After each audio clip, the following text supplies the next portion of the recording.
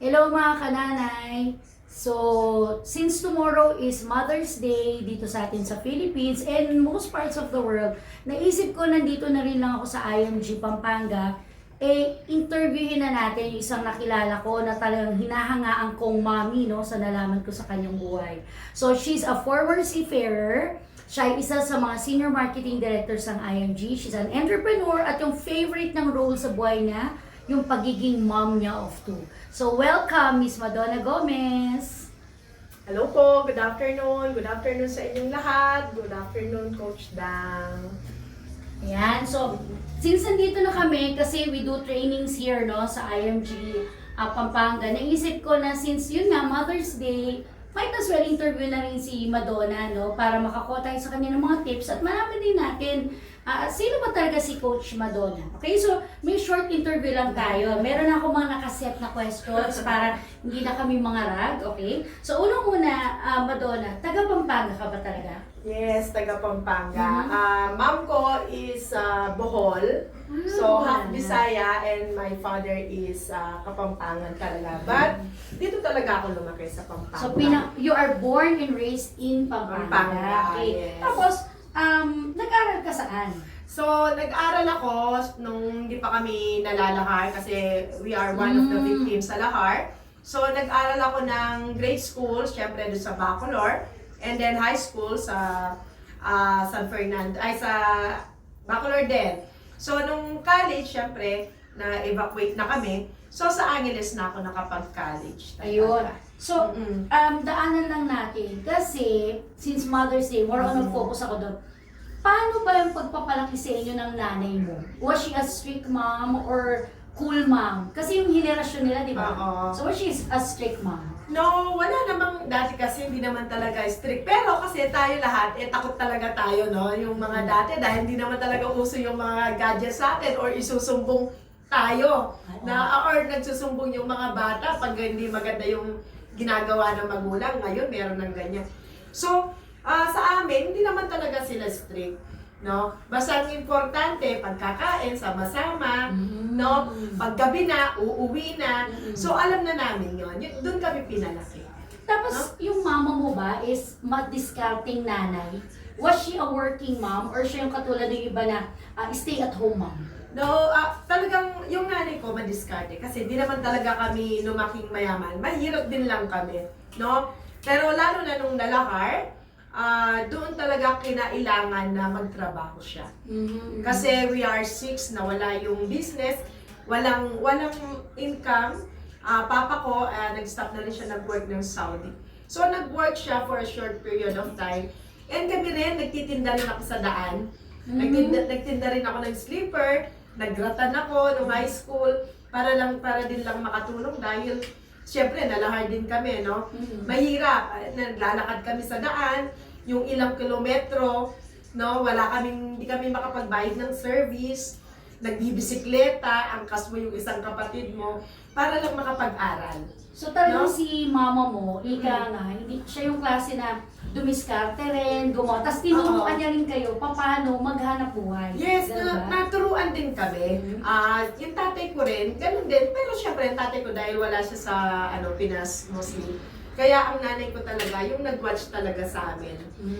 Okay. So, pagdating naman sa'yo, kailan ka ba unang naging mom? Ilang taon ka?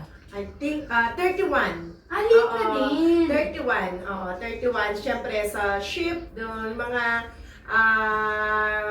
first time ko talagang nabuntis ako sa barko talaga siya. So, nagtrabaho nga po Yes. kasi siya as a seafarer. Trabaho sa seafarer. So, doon ka nakakita ng iyong love Yes, at yung- nagkaroon ng anak. oo, Ang yes. unang firstborn mo ay girl or boy? Ang firstborn ko ay girl. Ayan. So, Oo. ilang taon na yung mga anak mo ngayon? So, ang mga baby ko ay isang 15, turning 16 na this month. And then, yung bunso, turning 10 by June. boy yan. Yan si Boy Alex. yung bunso. Si Ayan, Alex, ang future oo. CEO ng IMG.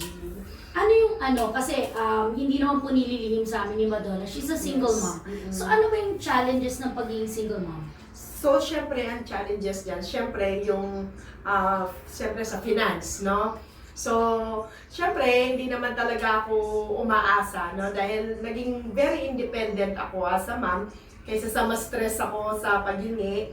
So, ako na lang, I'm trying my best, no? So, the good thing is, nakilala ko lang talaga ang IMG. So, naging mas maganda yung pagbabudget ko, no? And then, nagkaroon ako ng chance, no? Dahil nung pandemic, wala kaming sakay, nagkaroon ako ng chance na gawin ang business ng IMG. Ayan, so Oo. puntahan natin yan. So sabi mo nga nakilala mo yung IMG. The first time ba na you met IMG, naisip mo agad na, ito pwede makatulong sa akin Yes. to financially. In what way ba? Paano nakakatulong ang IMG sa'yo financially? So, this time, syempre, hindi naman natin naalisin na yun talagang pagbabarko ko, malaki talaga ang income. Nakatulong sa akin ito dahil unang-una, hindi ko na iniiwan yung anak ko. So, meron kang extra, meron kang income na alam mo na hanggang tumanda ka ay pwede mong gawin ang IMG. So tinuturo mo yan dito sa office? Yes, Madonna? tinuturo ko ito sa office, no, especially yung mga kakilala namin na OFW, na ito palang IMG, hindi lang sa tamang pag-invest ang tinuturo, kundi na rin na pwede palang madaig yung income natin. No, kung talagang gagawin lang natin, kung ifo-focus mo din lang talaga siya. So, sabi mo nga hindi mo na kailangang iwan ang mga anak mo. So, Oo. malaking bagay yun sa ating mga Yes, nanay. malaking Kami, bagay. Oo. ng husband ko, ganun. Yung mga anak mo ba, do they know what you do in IMG? Naiintindihan ba nila yung mga tinuturo mo? Yes, Naiintindihan nila yon, no? Especially, syempre, yung lagi ko sinasama dito, yung bunso, who is now 9 years old, turning 10. Kahit hindi ko nasabihin sa kanya, alam niya kung paano ang tamang pag-iipon. Yan. Alam niya na secured na yung future niya. Yun ang maganda, Oo, no? Yung oo. na-invite ng mga bata sa atin. Yes, kung ano yung ginagawa importante natin. talaga yun. Importante. Yan, oo. Importante yung naririnig ka nila, ginagawa mo, syempre. Na ang mga bata kasi, kung ano yung ginagawa mo, yun ang sinusundan nila. Yan, tama, Oo. no? Maganda po yung sinabi ni Coach Madonna. Kasi syempre, kung nakikita ng mga bata, is waldas tayo. Most of the time, ganon. So, marami po sa mga anak talaga ng mga taga-IMG, bata pa po yan, natututo kami mag-save at mag-invest yung mga bata. So, bago tayo kasi short interview lang naman to, gawa tayo ng medyo fun question and answer kay Ako natatakot naman ako Coach dyan. Madonna. No? Tawag natin dito, di ba? Ginaya lang naman natin to kay Tito Boy. Tito Boy, who is the face of Manila Bankers Life, okay? So, parang so choice ni nanay. Sagot ka lang. Sige. Ilang tanong lang to. Mabilis mabilis. Okay. Adobo o sinigang? Adobo. Tulog o pasyal?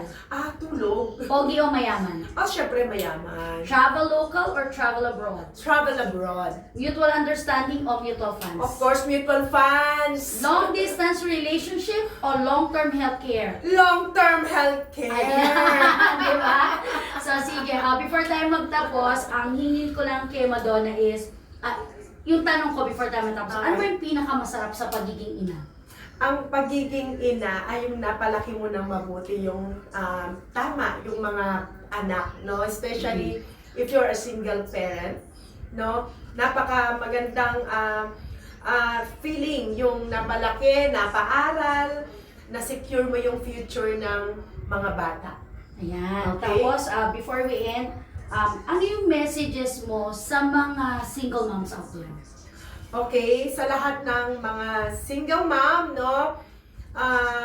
Minsan naiisip lang natin na hindi natin kaya, no? Kaya natin, no? Basta lagi na lang natin isa-isip na ang gagawin mo, lahat ng ito ay para sa anak mo, no? Para sa pamilya natin. Okay? Yan, okay, no? So, thank you, Madonna. We are very happy sa naging interview na to. So, ayan ha, mga mami, may natutunan tayo. Okay, Madonna, magkakaroon pa tayo ng ibang interview, I hope, sa mga mommies next. So, continue to follow us, no? Tapos, ilalagay na lang natin dito mamaya yung address ng IMG Pampanga. Ganon din, how you can contact Coach Madonna para sa kanyang mga trainings and seminars. Bye, mga nanay!